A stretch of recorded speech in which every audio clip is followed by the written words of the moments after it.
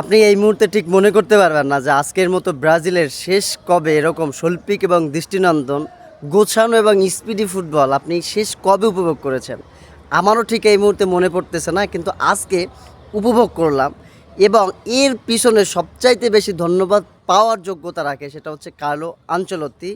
এর বাইরে আসলে যারাই আসলে মাঠে নেমেছে খেলোয়াড়রা তারা আসলে ভালো খেলেছে, এবং আমরা যেই ব্রাজিলকে আসলে খুঁজছিলাম সেই ব্রাজিলকে আজকে মাঠে আমরা দেখতে পেলাম।